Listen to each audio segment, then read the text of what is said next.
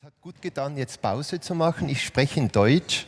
It's good to have a longer break. Now I'll speak German because language creates reality and I can do this better in my mother tongue, particularly given the fact that we use a more differentiated language, thereby creating several possibilities. Well, I have a vision of schools, and to a certain extent, this vision has become reality here in this fishbowl. My vision of school is that young people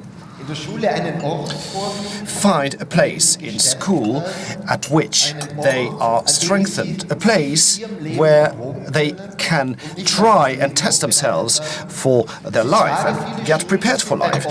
Unfortunately, many schools are a place where children and young people are told, okay, you're sitting here, you are learning, you're studying history, mathematics, geography, whatever, but the whole life is taking place outside. You will learn it sooner or later, but that cannot be the case. My vision of school is that children and young people, and I'm no longer using the word of students or pupils, because school is turning children into pupils. I want all young people to find a place of learning, a place of inspiration in school where they are encouraged and invited to live their own lives and to take responsibility for their lives. This is my vision of school. Of course, I could go more in detail, but instead, I would like to share with you some ideas which are quite helpful to me regarding the development of these places of learning. And first of all, I would like to tell you a story of Leo Leoni. Fish is fish. I will just give you a short version. You see the pictures here. A tadpole and a fish grow up together in a pond. So this pond constitutes their world. It's their world in the aquatic world and below water. And the tadpole develops further. The tadpole gets legs, the tail gets smaller, and the tadpole becomes a frog. The frog steps out of the pond and experiences a totally new world, which is a world on earth, on land, and not in water. So the frog walks through this new world, discovering people, discovering birds, discovering cows. And one day, the frog comes back to his fish friend and says, "Hey, you know what? The world is really great. And I have discovered cows in this world." Whereupon the fish looks at the frog and is startled and asks him, "What are cows?" And then the frog starts explaining the cow to the fish. Well, cows have 4 legs, they have a mottled white and black coat, they have horns, they eat grass, and between the hind legs they carry a pink sack for milk. And the fish listens very closely to the frog and imagines his own cow, that is, it's his fish cow. Now, based on the experience the fish has gathered in his aquatic world, he creates his own idea of the cow, and thereby he creates his own cow based on what the frog has told him. That's quite interesting. Whenever we talk about an inclusive society, then most probably we have about 200 inclusive fish cows, like this one. And whenever we talk about education, we have 200 different education cows. And whenever we talk about learning and studying, everyone has his and her own experience from his or her own biography. So we get our own images, pictures of the world, of living in the world. And then we pretend as that we are all talking about the same thing. This is one very important finding for me when I read the book. I already got to know this book when I was a child, And during all the development processes which I accompanied during my school times, it became more present. And this takes me to a second essential part of my development work. These fish cows do exist, and it is the truth of each and every one.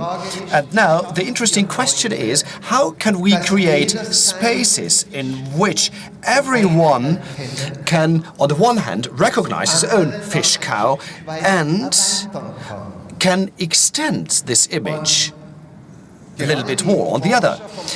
And particularly MIT's researchers, whether it is Otto Schermer or Peter Senge or Isaac Williams or whoever, they all say as long as people engage in debates or discussions with each other, nothing will really change.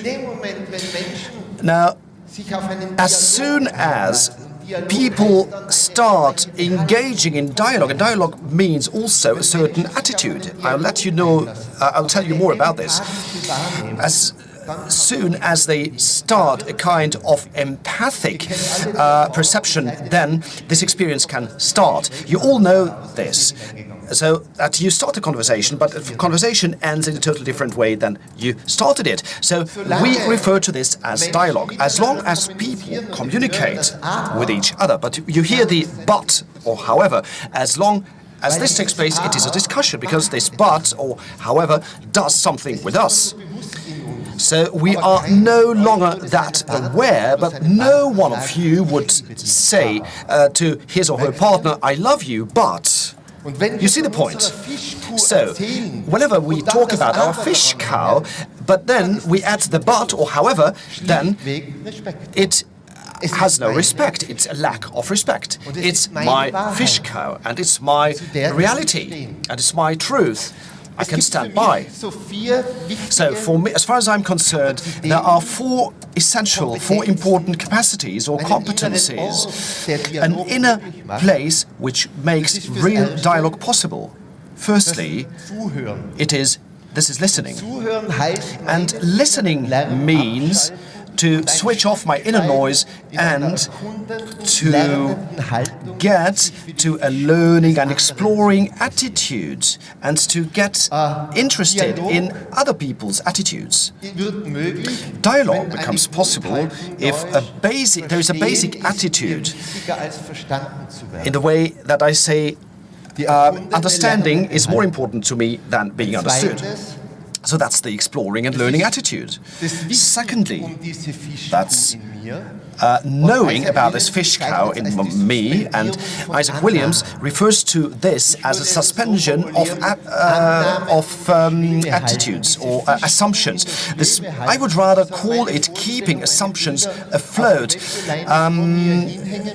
hanging up my ideas and values and attitudes, and then to be confronted with the questions. So this already takes us to the second important competence. The third important competence is articulating. I would refer to it as talking from our hearts, people who engage in dialogue with each other. Very rarely say the word one or man, because I can hide behind the word man or one. If I formulate my own attitude, then I can no longer hide, I take responsibility. And that's respect. And respect means also I need to take something into account, and respect in a radical form. There are many schools with a philosophy that we need to have respect. We go there and then you see, oh, there's a totally different spirit ruling here. I concentrate on questions of how do people deal with each other, how do people say hello to each other. I don't want to form a dividing line between teachers and young people and children. But just a small story I would like to share with you so that it gets under your skin. Let's imagine a family sitting in a restaurant. The waitress comes and takes the orders. The parents make their order, then the waitress looks at the child and asks the child, "What would you want?" The child says a hot dog. Die Mutter interveniert und Whereupon sagt, the nein, mother das intervenes and says, no, the child will take chicken. And the father says, no, with potatoes and vegetables.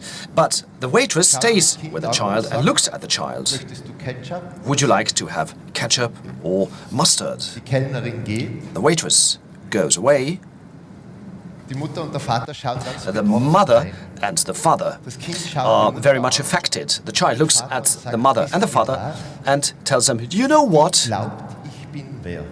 She really does think I'm someone. And this is what I refer to with respect. So one central question I always ask whenever I visit a school, Dass junge Menschen how do you make sure at school that young people get their significance and experience their significance, or that they are being perceived as subjects and that they feel appreciated, so that young people are not in any way an object of didactic or educational measures, but rather that young people stelle die Frage, wie sorgt ihr dafür, dass are really esteemed. So I always ask also teachers, teaching staff and headmasters, what do you make sure to give this respect to your children?